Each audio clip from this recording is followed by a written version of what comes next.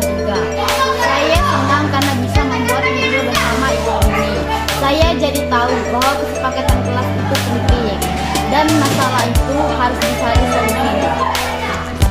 Terima kasih. Wassalamualaikum warahmatullahi wabarakatuh. Assalamualaikum warahmatullahi wabarakatuh. Perkenalkan, nama saya Akila Ibarra. Saya kelas 8-3. Saya senang diajak membuat video segitiga revisi bersama Ibu ini. Saya jadi tahu bahwa kesepakatan kelas itu penting dan saya jadi tahu bahwa setiap masalah itu pasti ada solusinya. Terima kasih. Wassalamualaikum warahmatullahi wabarakatuh. Davi sudah cuci muka nih? Ya, ada yang bisa jelaskan kepada Ibu kenapa tadi tidur di kelas?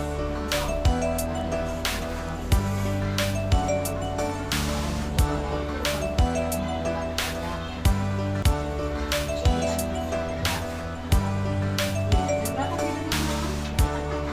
Jadi, setelah itu tidak bisa tidur lagi. Maka Davi membantu ayah itu agar kita sangat baik ya. Jadi setelah itu apa rencana Kak Davi supaya tidurnya cukup? Ya kan? Tahu. Ada semangat ya. Kunci dari Kak Davi ini juga mengamalkan solusi ya. Sebelumnya Ibu mau tanya, tidur di kelas apakah itu sesuai dengan kesepakatan kelas kita? Tidak. Nah, kita harus memberikan pelajaran dengan solusi dari Ibu pada kita cuma sama Ibu ya. Selain dari saya, Kak Davi minta tolong kepada ibunya untuk mengingatkan Kak Davi tidur lebih awal ya. Kemudian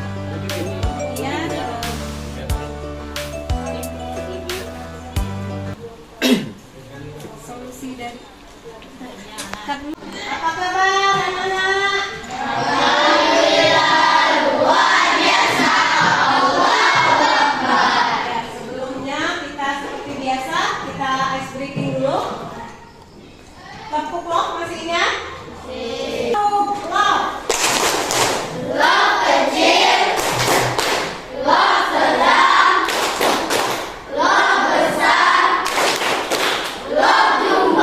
I love you. Nah, anak-anak, sebelum kita memulai pelajaran, sebelum kita memulai aktivitas kita, ada baiknya kita membuat kesepakatan kelas. Supaya apa? Supaya Ibu enak, kamu enak, dan pembelajaran kita menjadi tertib. Apa itu kesepakatan kelas? Yaitu kesepakatan yang kita buat supaya kelas kita itu menjadi aman, nyaman, damai, semuanya menjadi senang, semuanya berbahagia. Nah, nanti Ibu bagikan sticky note-nya kepada kalian. Kalian buat apa sih mau kalian, tapi kalian hindari kata-kata negatif. Misal, jangan membuang sampah itu, atau tidak boleh. Hindari kata-kata negatif. Jangan, tidak boleh, apa lagi ya? Dilarang. Lebih baik kita menggunakan kata-kata yang memotivasi kita. Misalnya, kelas bersih itu nyaman, atau datanglah sebelum waktu belajar. Ya? Bisa? Ada yang mau ditanyakan? Laki-laki warna ini.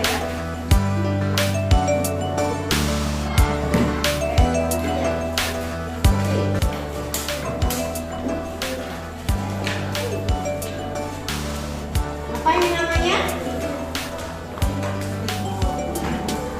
Buat.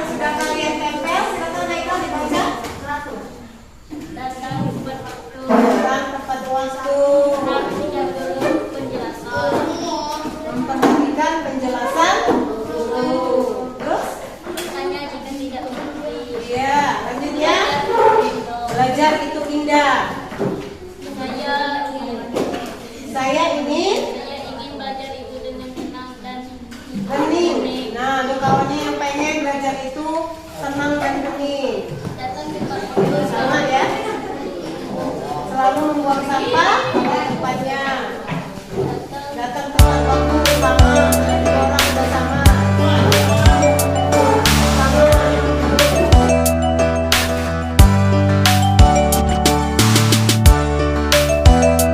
Bismillahirrahmanirrahim. Assalamualaikum warahmatullahi wabarakatuh. Alhamdulillahirabbil alamin. Segala puji kehadiran Allah Tuhan semesta alam. Pada hari ini kita masih diberi kenikmatan bernafas dan bisa berkumpul di ruang perpustakaan ini. Salawat dan salam selalu kita curahkan untuk junjungan kita Nabi besar Muhammad Sallallahu Alaihi Wasallam beserta keluarga dan sahabat, dan semoga kita pengikutnya mendapatkan syafaatnya di hari akhir. Yang terhormat Kepala Perpustakaan sekaligus bendahara, yang terhormat Bapak Ibu Guru, terima kasih. Yang terhormat juga KPU, terima kasih atas kesediaannya dapat hadir dalam diseminasi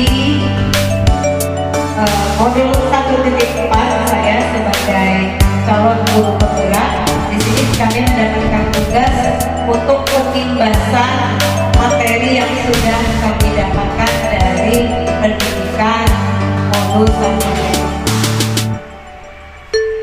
Sebelumnya kita ice breaking dulu. Boleh silakan berdiri dulu.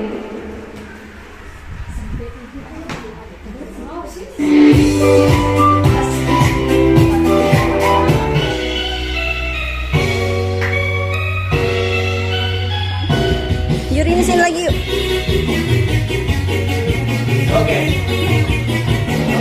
Panjang, panjang, panjang, pendek, pendek, pendek. Panjang, panjang, panjang, pendek, pendek, pendek.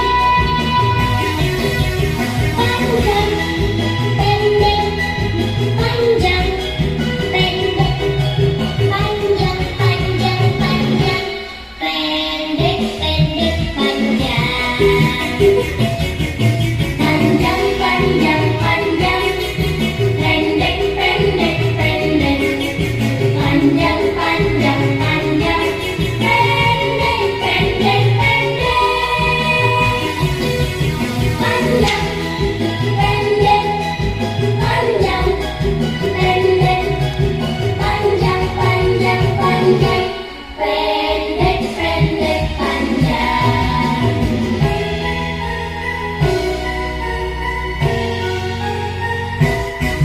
Panjang, panjang, panjang, pendek, pendek, pendek.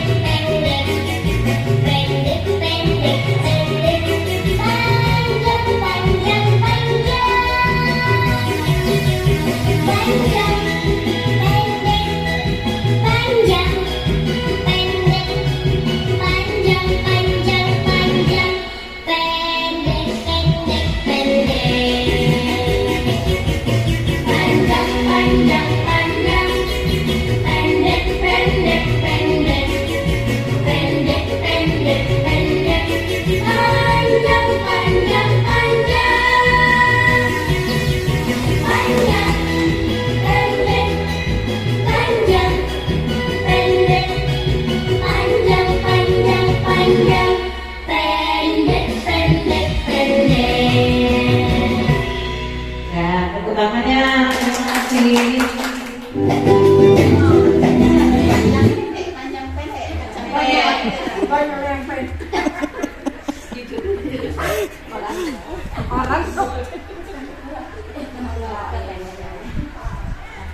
Ya, terima kasih kepada Bapak Ibu. Di sini ada gambar, ini SPG yang kedua. Silahkan diperhatikan. Apakah ada yang tahu ada berapa gambar di yang ditampilkan ini? Yang sudah bisa silakan tangan. Ya, Ibu Supriyanti. Kucing, anjing, Ya.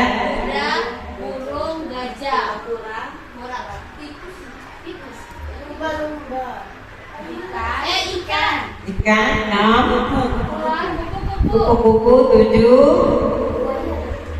buaya 8, tikus 9. Masuk, masuk, masuk. Silakan masuk.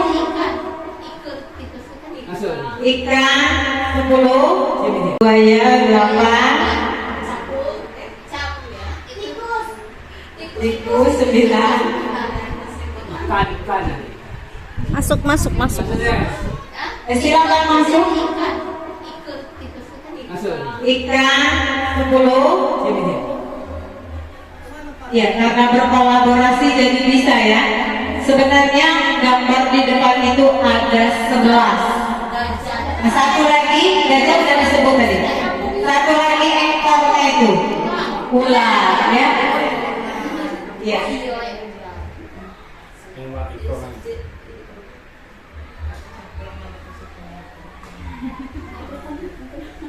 Terima kasih. Tadi itu adalah untuk memfokuskan kita. Selanjutnya ini adalah diseminasi aksi nyata modul 1.4. Fasilitator kami yaitu Bapak Syahrizal SPD IPD. Kami bertemu lewat G-Meet. Kalau sekarang itu sering memakai G-Meet dengan Zoom. Kemudian ada Bapak pengajar praktik, Bapak Marjono SPD, beliau dari Pajakulan sudah 2 kali ke sini. Saya sendiri adalah CGP Angkatan 11, Didi Puspita Hati SPD GR, SMP Negeri 2 Merauke Barat, Kabupaten Lahat, Provinsi Sumatera Selatan. Pertama sekali yang kami dapat dari modul 1.4 budaya positif ini, yaitu adanya perubahan pemikiran kita dari stimulus respon menjadi teori kontrol. Selama ini kita berpikir bahwa realitas atau kebutuhan kita itu sama.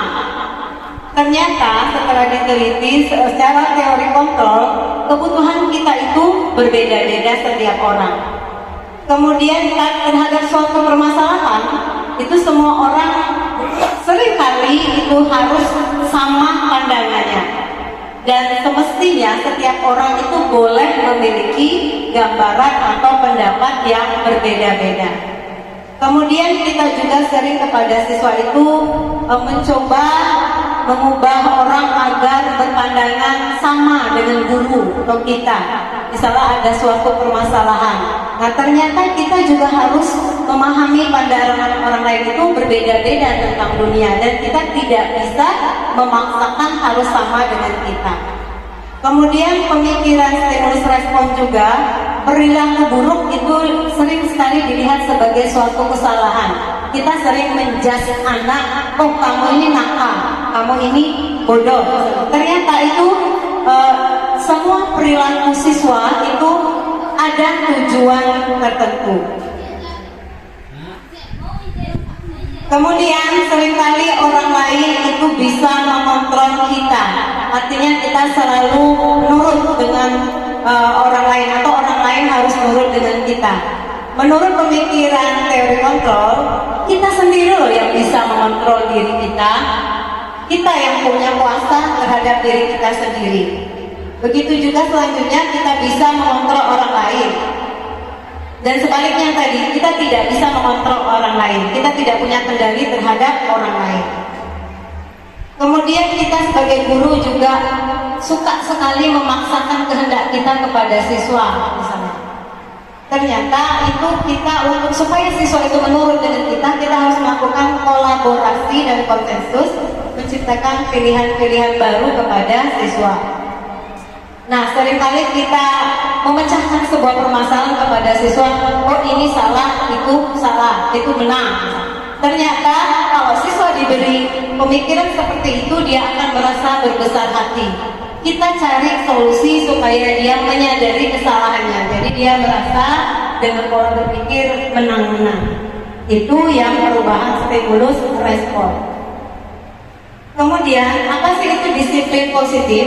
Budaya positif itu dimulai dari adanya disiplin positif, yaitu menanamkan motivasi yang menghargai diri sendiri dengan nilai-nilai kebaikan kebajikan untuk mencapai tujuan yang mulia.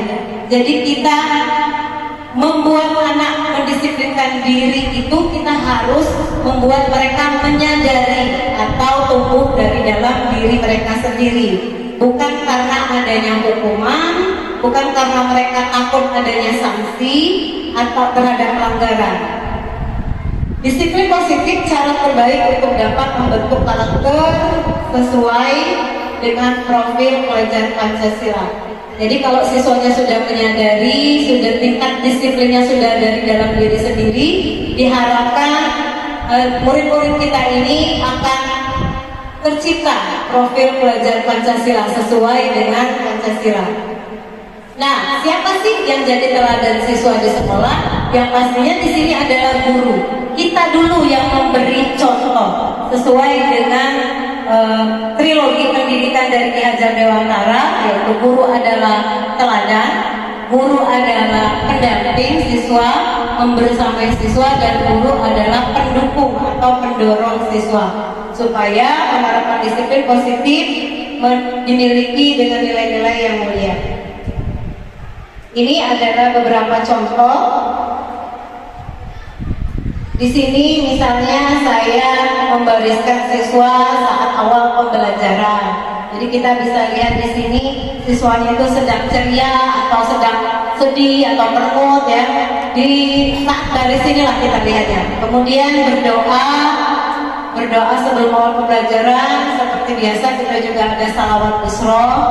Kemudian setiap Jumat kita ada kegiatan, salah satunya Jumat bersih, ada Jumat mengaji, ada Jumat berbagi, dan Jumat sehat.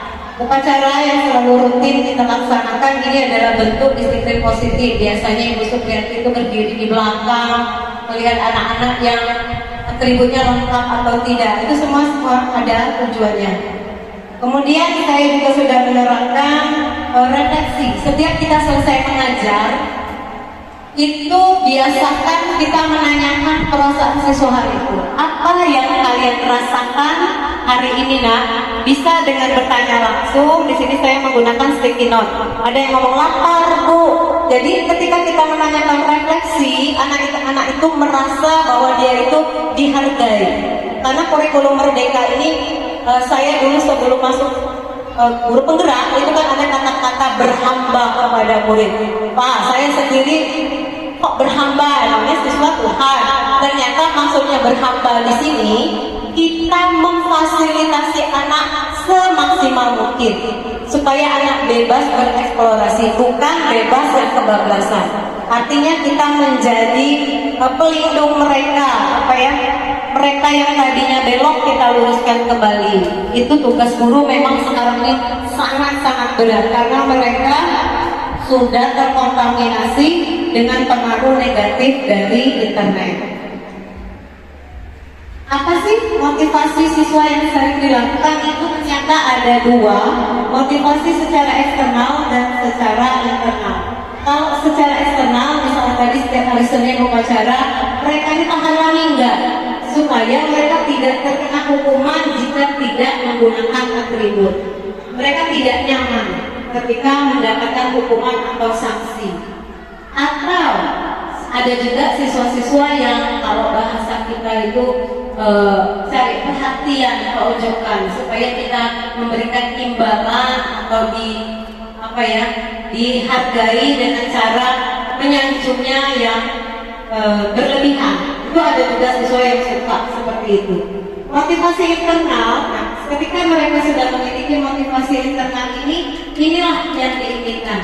Mereka memiliki kesadaran yang tinggi terhadap disiplin yang kita lakukan. Motivasi-motivasi tadi atau siswa yang melanggar peraturan itu sebenarnya adalah naluriah atau secara alami untuk memenuhi kebutuhan dasar sebagai makhluk hidup atau sebagai manusia. Yang pertama itu ada bertahan hidup, makan, minum, kemudian berpakaian, sandang, pangan, makan itu untuk bertahan hidup. Kemudian di sini ada kebutuhan dasar penguasaan, Jadi anak-anak itu suka menolak misalnya atau meminta kepada temannya secara paksa. Itu sebenarnya mereka ingin adanya kebutuhan dasar yang terpenuhi, cuma caranya salah. Kemudian ada kasih sayang dan rasa diterima. Ada anak-anak lagi kelas 7 itu ya, pengen benar diperhatikan karena memang butuh kasih sayang dan rasa diterima. Juga ada kesenangan di sini anak-anak yang suka selalu bermain, jadi banyak game lah saat bermain. Karena kalau materi itu sebenarnya siswa sekarang lebih pintar dari kita karena internet itu sudah banyak lagi materi. Jadi memang sekolah sekarang ini kita ini bagaimana menjadikan anak mencintai gurunya dan kita menjadi guru yang dirindukan. Kebebasan tadi seperti tadi kebebasan yang diarahkan. Contoh soal di sini ada tahun ini misalnya Dimas dengan berusia 17 tahun. Ia senang sekali ketika ayahnya mulai mengajarkan cara menyetir mobil. Setiap akhir pekan ia berlatih menyetir. Ia terlihat senang sekali berlatih sampai akhirnya ia bisa menyetir mobil dengan baik dan lancar. Ketika ibunya bertanya kepada Dimas, apa yang membuat dia ingin bisa menyetir mobil? Ketika jawaban Dimas adalah seperti ini, kebutuhan apa yang dia penuhi? Ketika Dimas menjawab, aku merasa bangga dan keren. Itu adalah sebuah kebutuhan dia untuk penguasaan bahwa dia itu hebat. Kemudian ketika Dimas mengeluarkan kata-kata biar bisa jalan-jalan naik gunung misalnya atau kemana, itu ternyata adalah kebutuhan kasih sayang dan rasa diterima oleh lingkungan sekitar. Kemudian ketika dia mengutarakan aku senang bisa pergi ke tempat-tempat yang aku suka, bebas, tidak perlu lagi diantar karena dia sudah bisa menyetir. Kemudian ketika Dimas mengatakan menyetir mobil itu seru, ini dia memang perlu kebutuhan dasarnya pada kesenangan.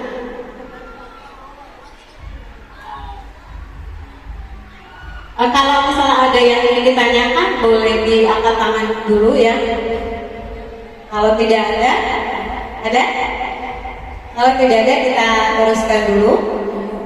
Selanjutnya sebagai guru, ini saya baru ketahui ketika saya ikut pendidikan calon guru penggerak ini.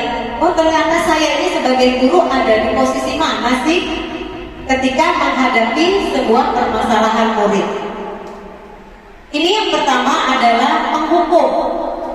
Jadi tiba-tiba ketika ada siswa bersalah, kita selalu menjasnya. Ambil sampah, sapu ini. Padahal kesalahannya itu sepele sebenarnya. Bisa dengan menasehati terlebih dahulu. Kemudian yang kedua, posisi kontrol kita itu membuat rasa bersalah. Misalnya ada anak terlambat masuk kelas kita, ketahuan kepala sekolah misalnya. Kemudian kita panggil anaknya. Nah, janganlah terlambat lagi, ibu yang kena marah ya. Tolonglah dipikirkan bagaimana perasaan ibu kena marah kepala sekolah. Nah jadi anak itu malah terbeban. Oh aku ini ternyata membuat guru saya, wali kelas saya ini susah. Dia jadi melamun. Nah itu ada posisi kontrol pembuat rasa bersalah. Kemudian yang ketiga sebagai teman. Ini saya merasa saya terlalu banyak yang di sini. Tidak menyakiti.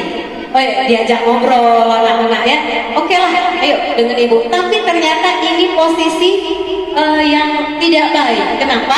Karena siswa merasa ketergantungan dengan kita. Ketika dia bermasalah dengan guru lain, nanti dia ngadu dengan kita, seolah-olah kita akan memenangkan dia di depan guru lain. Ternyata yang saya lakukan selama ini tidak baik. Pemantau di sini mengawasi, misalnya ada guru BK ini biasanya nanti pulang absen, misalnya istirahat absen. Ini lumayan baik. Jadi anak-anak itu tapi bukan dengan kesadaran, tapi dia takut kalau kena marah atau dipanggil orang tua. Nah posisi yang paling dianjurkan di sini yaitu posisi manajer, kolaborasi guru dan murid. Jadi murid bisa bertanggung jawab serta guru kita suruh siswa sendiri memikirkan apa tingkah lakunya itu baik atau tidak untuk dia. Tapi di sini menurut saya membutuhkan kesabaran yang luar biasa tinggi. Kita tenangkan dulu siswanya, kita suruh dia apa yang dia lakukan tadi baik atau benar, kemudian kita suruh misalnya terlambat. Coba kira-kira bagaimana, saya sering mendengar guru-guru ada, kira-kira supaya tidak terlambat besok, ada beberapa guru yang sudah menerapkan posisi kontrol restitusi. Tapi sebagai manusia biasa, terkadang kita melakukan semua posisi kontrol ini. Di sini ada contoh-contohnya tadi ya, kata-kata yang sering kita ungkapkan dari beberapa 5 posisi kontrol restitusi tadi. Nah, yang sudah dilakukan alhamdulillah, yang tadinya saya berharap cuma wali kelas 7 menerapkan, ternyata sekarang alhamdulillah seluruh kelas ya 789 sudah membuat keyakinan kelas atau kesepakatan kelas, di mana keyakinan kelas itu nanti siswanya itu akan menjadi lebih memotivasi siswanya dari dalam hati mereka sendiri, karena kesepakatan kelas itu sumbangsi saran dari siswa itu sendiri. Seseorang akan lebih tergerak dan bersemangat untuk menjalankan keyakinannya daripada sekedar mengikuti serangkaian peraturan. Di sini ada kata peraturan. Peraturan itu dibuat satu arah. Itu misalnya guru saja ada kata-kata negatif, misalnya dilarang terlambat. Nah, itu kan guru biasanya buat. Tapi kalau keyakinan kelas itu dibuat 2 arah, siswa dan guru berkolaborasi, dan dianjurkan menggunakan kata-kata yang positif. Pembentukan keyakinan kelas itu bersifat lebih abstrak daripada peraturan. Ini ada ketentuan pembuatan keyakinan kelas. Yang kedua, keyakinan kelas berupa pernyataan-pernyataan universal, bukan tertuju pada satu orang. Kemudian pernyataan keyakinan kelas senantiasa dibuat dalam bentuk positif seperti tadi, kata-katanya tidak ada kata-kata dilarang. Kemudian keyakinan kelas hendaknya tidak terlalu banyak sehingga mudah diingat dan dipahami oleh semua keluarga kelas, dan ditempel menurut saya supaya mudah diingat oleh anak-anak. Keyakinan kelas sebaiknya sesuatu yang dapat diterapkan di lingkungan tersebut yang berhubungan dengan kegiatan pembelajaran dan pembentukan karakter murid. Semua warga kelas hendaknya ikut berkontribusi dalam pembuatan keyakinan kelas lewat kegiatan curah pendapat. Guru makro juga bisa dengan menyumbang saran untuk siswa, atau setiap mengajar saya suka membuat kesepakatan kelas sendiri, menambahkan dari yang sudah ada di kelasnya. Mungkin kita ada sesuatu yang terjadi saat jam pelajaran kita, jadi kita membuat kesepakatan baru. Selanjutnya ini bersedia meninjau kembali, misalnya banyak anak yang tidak menuruti kembali, ya udah kita tinjau kembali. Sepertinya kalian tidak suka dengan kesepakatan kelas. Sampai di sini ada yang mau ditanyakan? Saya fokuskan dulu lagi. Ada satu rumah satu tingkat, semuanya berwarna merah. Atapnya merah, pintunya merah, lantainya merah, kulkasnya merah karena dia suka warna merah. Sekarang yang jadi pertanyaan, warna apakah tangganya? Satu rumah satu tingkat, semuanya berwarna merah. Atapnya merah, pintunya merah, lantainya merah, kulkasnya merah karena dia suka warna merah. Sekarang yang jadi pertanyaan, warna apakah tangganya? Warna ungu. Pamer? Ada sebuah rumah satu tingkat yang penghuninya menyukai warna merah. Atapnya merah, pintunya merah, lantainya merah, ambalnya merah, lemarinya merah. Nah, yang jadi pertanyaan, warna apakah tangganya? Iya, yang fokus. Yang bisa jawab berarti fokus. Tidak ada warnanya. Kenapa? Karena rumahnya cuma Satu tingkat. Jadi tidak memiliki tangga. Ya. Oke, kita lanjutkan. Segitiga restitusi. Nah, ini yang saya praktekkan kemarin waktu pengambilan video. Apa yang harus dilakukan? Sebenarnya mungkin ini guru BK yang lebih memahami ya. Ternyata kami diajarkan bagaimana kita menyelesaikan sebuah permasalahan ketika murid di kelas kita menghadapi sebuah masalah. Di sini ada segitiga restitusi, ada 3 tahapan. Yang pertama itu adalah kualitas. Kita tanya dulu ada apa. Anak-anak itu disuruh bercerita, kalau 2 orang bermasalah satu-satu ditanyakan. Kemudian yang kedua validasi tindakan yang salah, dan yang ketiga menanyakan keyakinan kelas, apakah sudah sesuai dengan keyakinan yang dibuat atau belum.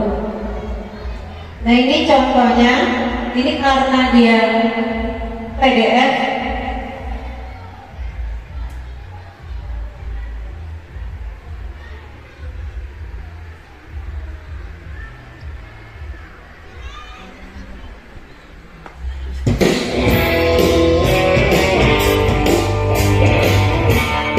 Sini saya buat video. Assalamualaikum warahmatullahi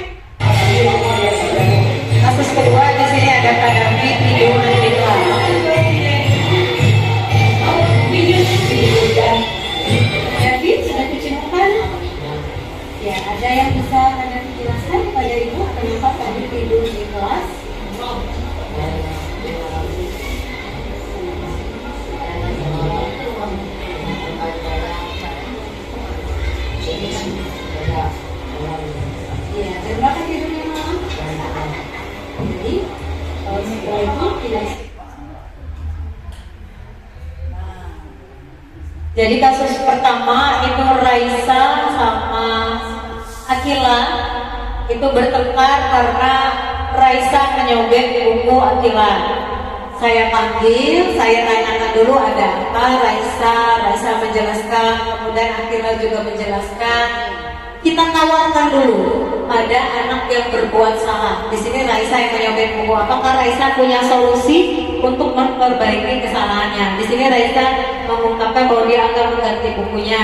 Ternyata Akila bukan meminta ganti buku, tapi dia bingung karena catatannya robek.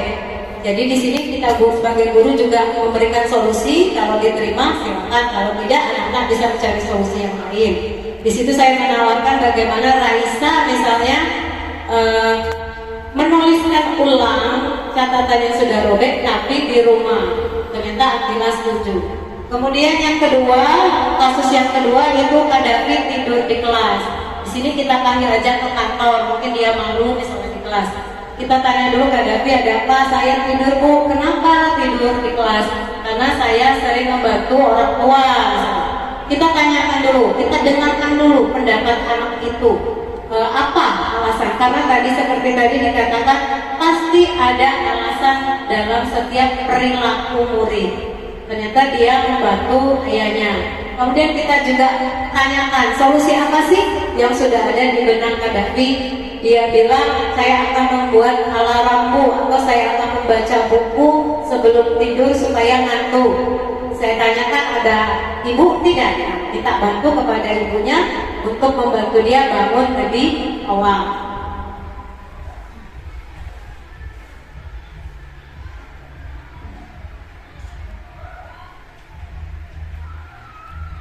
Di sini tadi dikatakan bahwa yang pertama menstabilkan identitas, bisa kita dengan mengatakan, oh nak, kita semua pernah melakukan kesalahan kok, nggak apa-apa. Kemudian validasi, semua perilaku tadi seperti saya katakan tadi memiliki alasan. Kita tanya satu persatu siswanya apa sih alasan dia melakukan hal tersebut. Kemudian menanyakan apakah perbuatan mereka sudah sesuai dengan keyakinan yang kelas yang sudah disepakati. Ternyata tidak, karena mereka mengganggu ketertiban. Sedangkan keyakinan kelas mereka tidak boleh membuat gaduh misalnya, atau nyaman itu lebih indah. Nah, strategi tersebut saya presentasikan dalam segitiga restitusi namanya. Tapi segitiga restitusi ini tidak harus kita praktekkan tiga-tiganya. Kalau masalahnya sudah sangat serius, misalnya anak menggunakan narkoba misalnya, atau merokok di dalam kelas, itu bukan lagi permasalahan yang harus diselesaikan dengan segitiga restitusi, karena itu sudah di luar ranah, sudah sangat melanggar ya, sudah beratnya dilanggar. Jadi ini bisa kita ambil salah satu dari segitiga restitusi saja, kita berikan kepada guru BK, misalnya kepada orang-orang yang lebih memahami psikologi anak SMP itu seperti apa sih sebenarnya.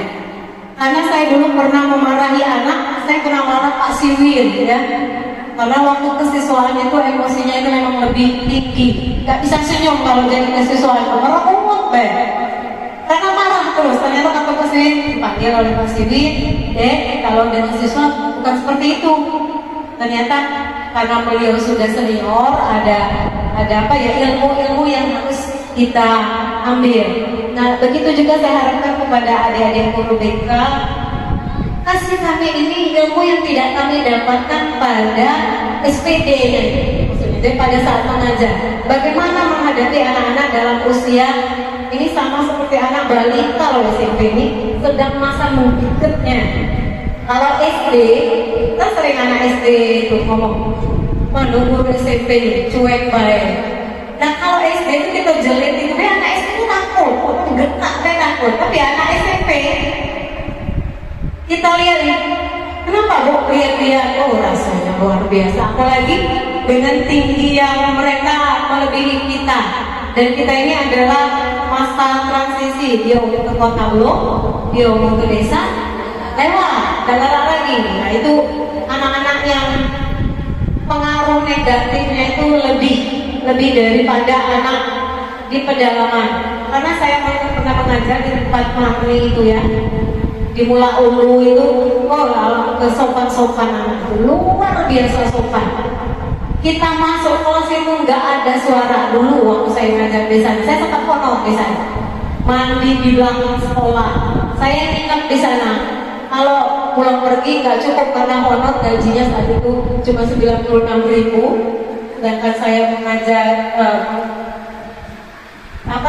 komposnya lebih dari itu.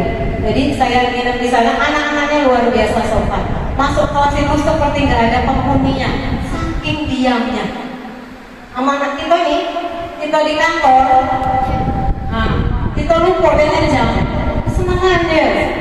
Itu anak kita. Kemudian wali muridnya juga ya, kita ya malu bila dari dulu di sini bagaimana wali murid kita yang menurut saya agak kurang respect. Entah mungkin kita yang kurang ramah atau mungkin karena kita kurang kolaborasi. Kalau di sana ya pagar keliling ini nggak perlu mengumpulkan wali murid kalau di sana.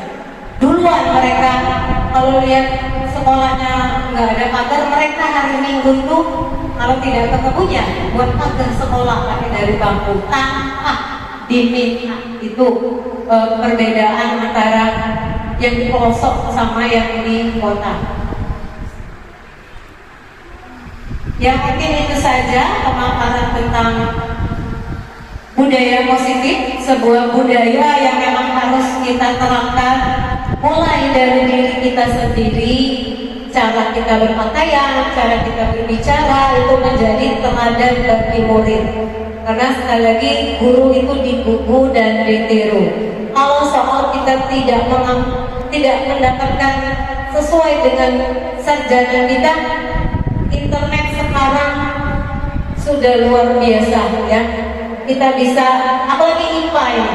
IPA ini banyak sekali pembaharuan yang beda sekali konsep yang saya dapat kuliah dengan sekarang. Kalau saya tidak rajin membaca internet, yang saya sampaikan ke anak itu dosa karena konsepnya itu salah. Yang saya selalu itu guru SD harus bisa mengajar semua.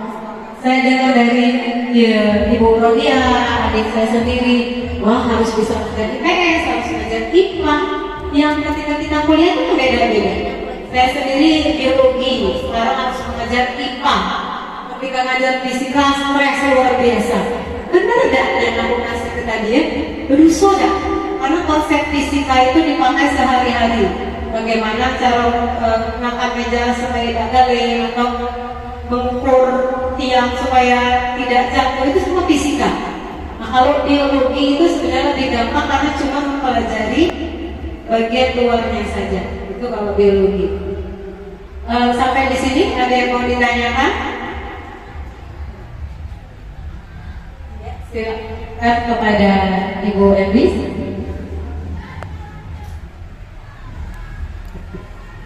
Baik, terima kasih. Assalamualaikum warahmatullahi wabarakatuh.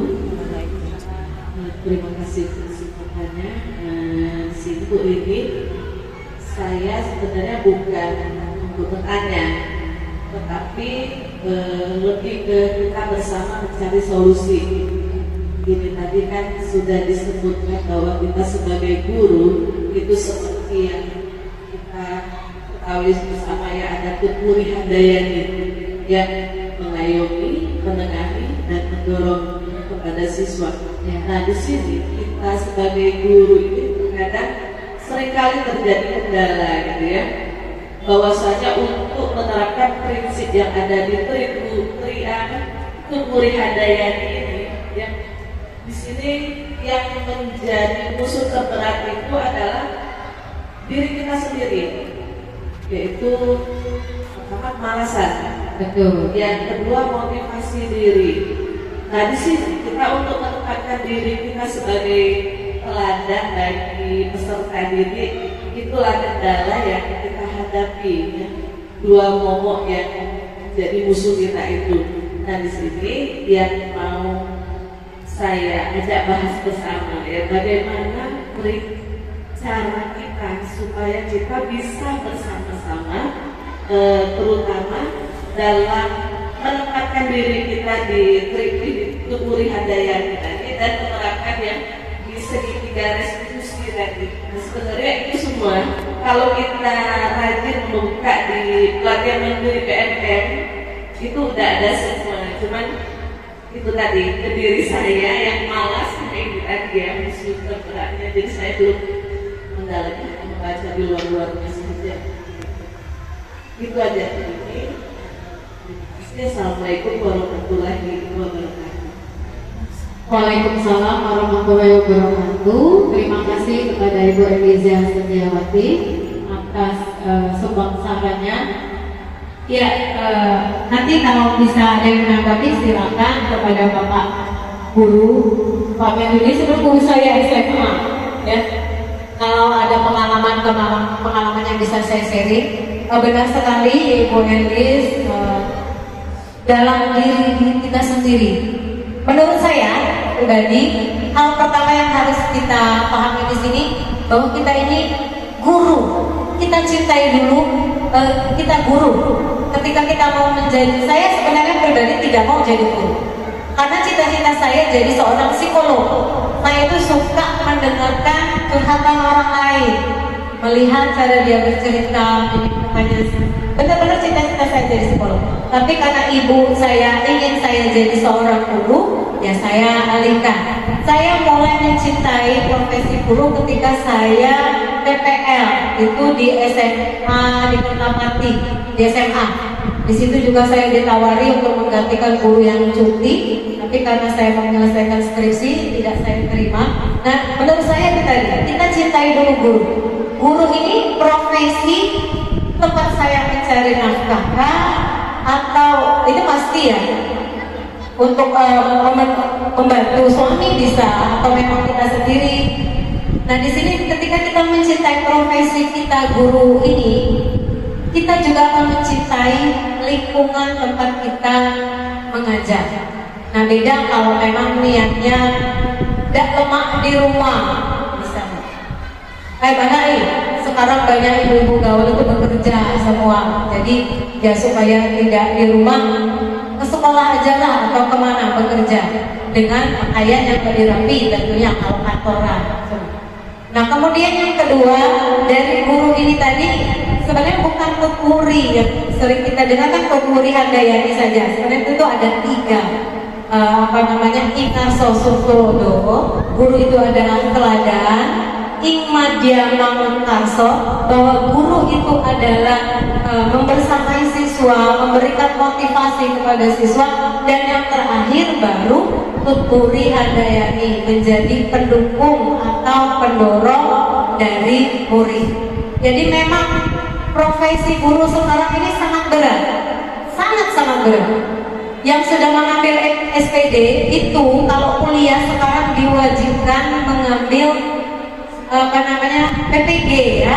Nah, PPG ini kalau dari mahasiswa itu bayar. Itu waktu pertama programnya itu 14 juta. Tapi kalau sudah jadi pegawai itu biasanya ada dari pemerintah subsidi semesteran.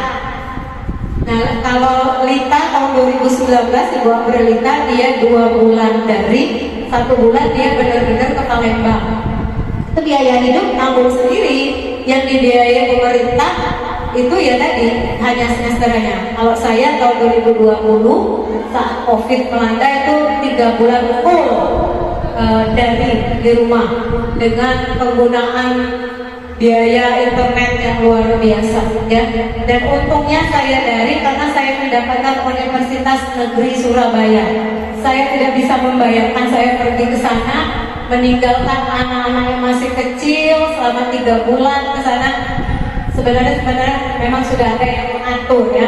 Kenapa saya baru dipanggil loh? Saya duluan PNS di sekolah ini 2006 yang lain belum, maksudnya yang sudah duluan malah sudah mutasi. Tapi memang dari hati saya, saya masih kecil, saya belum mau lah. Memang dari atas semua yang itu. Kemudian selanjutnya cinta dengan siswa tadi.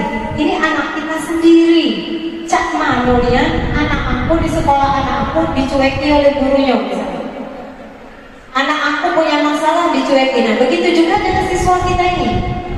Ya, dengan siswa kita yang kurang perhatian orang tua, sangat kurang perhatian orang tua. Karena orang tuanya rata-rata kan perantau atau yang berkebun jauh, ada yang berkebun di Perangai, ada yang berkebun di Pagaralan, meninggalkan anak pubertas yang masih perlu perhatian. Nah itu tadi, kadang mereka itu memang di luar nalar kita sebagai manusia. Kok bisa dia ini berbuat, apalagi yang cewek ya. Kita kata orang tua dulu tuh lebih baik nyimpan emas daripada anak cewek itu. Kalau emas ya ditutup, dikunci, digembok, udah selesai. Tapi anak cewek ini disuruh jangan keluar rumah, tontonannya itu yang luar biasa.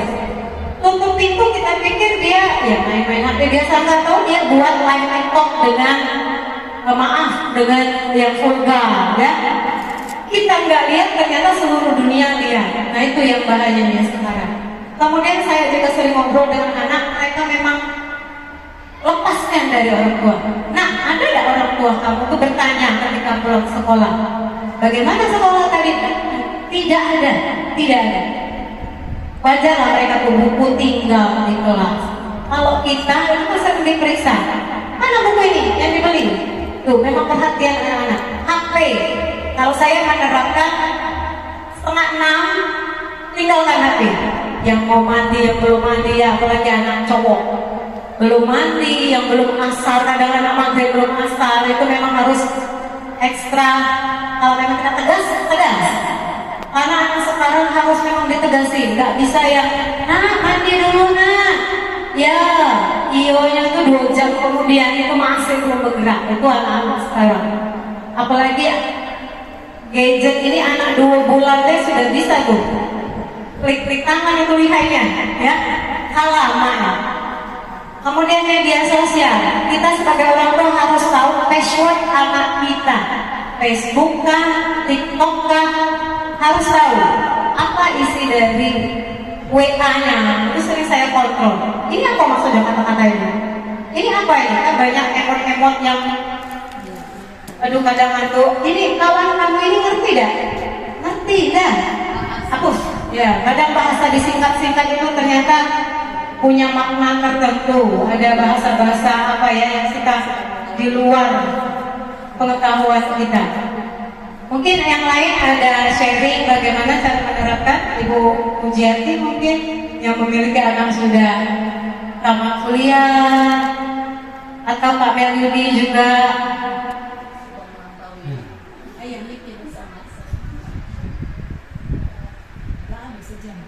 Belum.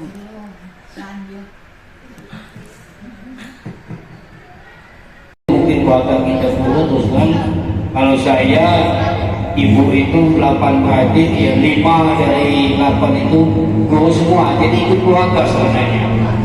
Ya, memang dari lingkungan tadi mempengaruhi, lingkungan keluarga itu memang sangat mempengaruhi. Jadi ibu itu 8 beradik, 5 posisinya guru semua. Jadi secara tidak langsung dari segi emosional, jadi dari keluarga tadi, jadi kita ikut memilih posisi guru. Ya, dan sampai ini anak bukan menyesal memasukkan anak ke guru. Memang banyak kan kawan-kawan itu nampaknya memang anak-anak orang tuanya guru, tapi anaknya tidak mau pilih guru katanya. Ada beberapa teman rumah istri, banyak anaknya itu istilahnya nyimpang lain jurusan, ada pertanian, ya mau teknik. Pokoknya anaknya itu tak ngaku tak mau, ada orang tuanya tadi menyuruh anaknya itu masuk guru, ambil pendidikan, tapi anaknya sendiri tidak mau. Ya. Tapi orang tuanya itu dia bingung. Tapi alhamdulillah kalau yang kami anak 2, saya bilang dua-duanya nurut. Karena mungkin dari lingkungan atau bagaimana, ya anak tertua alhamdulillah sudah masuk semester 7 sudah KKN, jadi 1 tahun lagi selesai. Nah itu tadi jadi pikiran kita, jadi setelah dia tamat ini harus ngambil profesi lagi 1 tahun, dan itu pun tes. Jadi baca-baca di internet oleh ibunya katanya, oh nanti kalau dia ini kalau tesnya sudah ada apa ini sertifikasi tadi, dari segi nilai katanya itu memang agak apa membantu ya. Sudah itu kalau dia sudah selesai pendidikan PPG tadi, untuk ke S2 nya katanya cuma nambah 1 tahun. Kalau 2 tahun itu nambah 1 tahun lagi. Nah itu kenyataannya tidak tahu mana itu. Jadi itulah profesi guru tadi, memang kita harus nambah lagi mengambil profesi ini. Nah, kalau untuk PNS mungkin itu sangat membantu dari segi penilaiannya, nilai kita juga mungkin dari untuk tes P3K. Itu saja informasi yang saya dengar, yang saya ketahui. Jadi memang profesi guru ini kita harus ambil sekolah lagi setelah kita menyelesaikan pendidikan S1 di pendidikan. Terima kasih. Itu saja. Wassalamualaikum warahmatullahi wabarakatuh. Waalaikumsalam warahmatullahi wabarakatuh. Terima kasih Pak Meludi atas pencerahannya.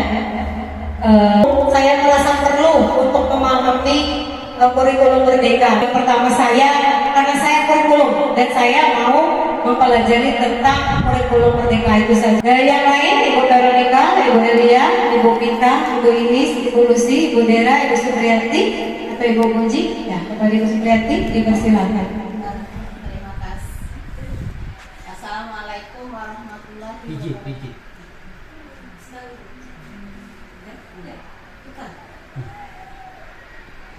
Jadi saya hanya sharing saja mengenai proses belajar mengajar. Di sini kan kalau saya merasa di sini hampir rata-rata siswa itu agak gimana dengan saya ya. Tapi setelah saya menjadi wali kelas 92 tahun ini luar biasa hebat ya. Ternyata anak-anak yang pernah kita jazanakan, alhamdulillah dengan bimbingan saya merubah sifat saya yang tadinya saya masih ego dengan diri saya sendiri. Saya coba pahami, oh si Fauza ini begini sifatnya, si Duta ini seperti ini, kemudian Sehengki ini seperti ini. Memang kita harus membuang emosi kita. Biar apa? Biar anak itu lebih memahami diri kita. Di sini saya perhatikan, Duta kalau kita keras, dia lebih keras daripada kita. Fauza lebih keras sama. Jadi di sini memang kita sebagai guru itu harus mengalah demi anak ini tadi mulai mencintai, mulai tumbuh, karena mereka ini terkenal dengan di luar, oke, merokok juga oke. Tapi dengan alhamdulillah sekarang mereka ini meskipun belum aktif belajar, minimal sudah ada di dalam kelas. Ini kan pengalaman saya menangani ya yang siswa-siswa super ya. Kalau yang selama ini aku wali kelas yang biasa, tidak pula terlalu ini super hebat ya.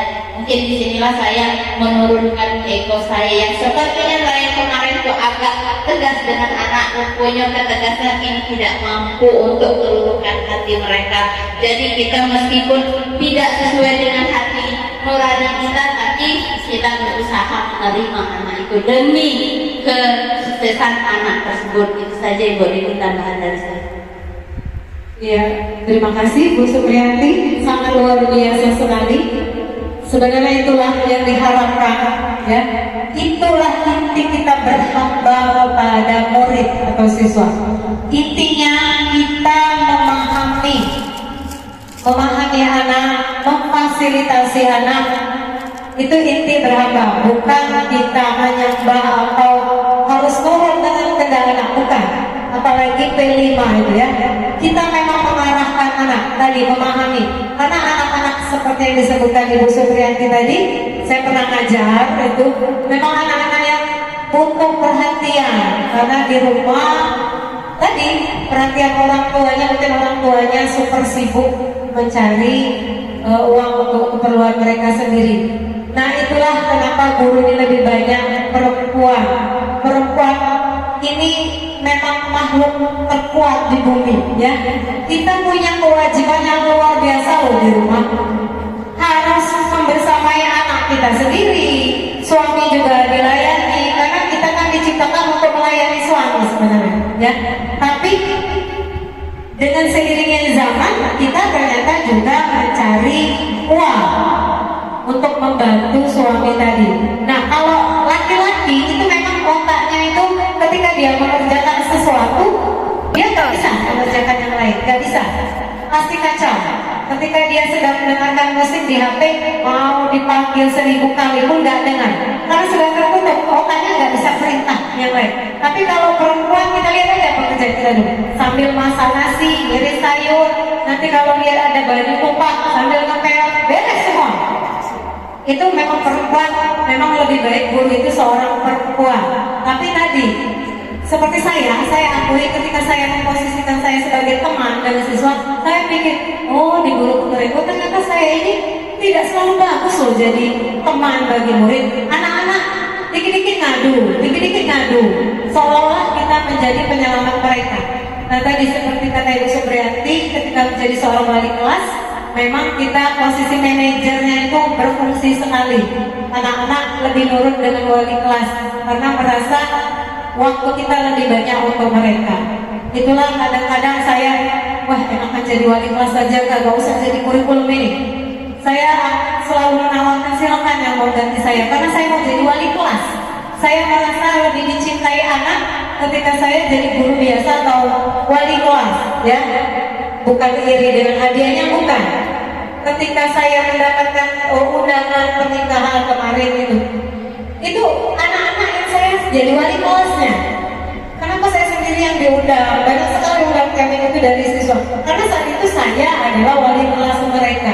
Nah sekarang saya, bagaimana ya saya mengimbangi waktu saya?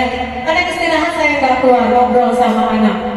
Saya mau mengimbangi, selain dia mencintai wali kelas, juga mencintai saya sebagai guru mata pelajaran. Kemudian saya ikut masuk grup kelasnya, ya. Sungguh luar biasa sekali pencerahan dari Ibu Supriyanti yang sudah menyelami anak-anaknya, karena pikiran seorang ibu ini di rumah, di sekolah, dan untuk esok hari. Kalau bapak ngajar ya ngajar, urusan di rumah istri. Nah itu kan terkadang membuat kita di kelas itu anaknya kemana, siswanya kemana, kitanya kemana, karena pikiran kita yang memang bercabang-cabang. Mungkin yang lain ada tambahan, dipersilakan. Ibu Dera, mungkin pengalaman selama di SD, ada perbedaan antara siswa SD dengan siswa SMA, siswa SMP maksudnya. Kami kelompok kami macam-macam, ada yang guru SD, SMP, SMA. Yang SMA kayaknya lebih enak, ya, karena ketika dia memberikan perintah, gurunya langsung ngerti. Tapi gak enaknya katanya kalau memang melawannya anak-anak itu memang sudah di luar jalur kalau dia sudah melanggar. Itu anak SMA. Yang rentan ini SMP, SMP masa-masa pubertas. Ya, psikolognya itu memang mencari jati diri. Kalau anak SD tadi, kalau saya ngajar kelas 7 itu lebih banyak main, kalau materi paling selembar, selebihnya ngasih materi itu pun pakai cara game. Jadi anak-anak, Bu, masuk TikTok ya, tapi harus hafal ya, harus hafal. Mulai buat lawanannya, apakah cara-caranya? Senang dia menghafal, tapi sangat sedikit materi. Prinsip saya dari dulu, walaupun cuma sedikit, ada yang nyangkut di otak siswa. Oh, ibu ngajar saya ini, nah, daripada saya banyak-banyak. Jadi materi yang saya rangkum di binder saya itu inti-intinya saja. Kalau untuk catatan biasanya akhir semester, nah, nilai tambahan catat 3 bab. Itu terakhir. Kalau untuk hari-hari sangat sedikit catatan saya. Paling main-main atau garis besarnya saja.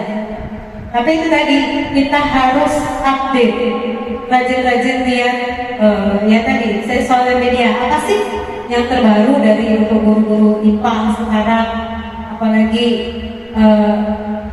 zaman media sosial yang luar biasanya, anak-anak suka sekali ditampilkan. Kebutuhannya bukan lagi bertahan hidup, kebutuhannya sudah untuk kebebasan dan kesenangan.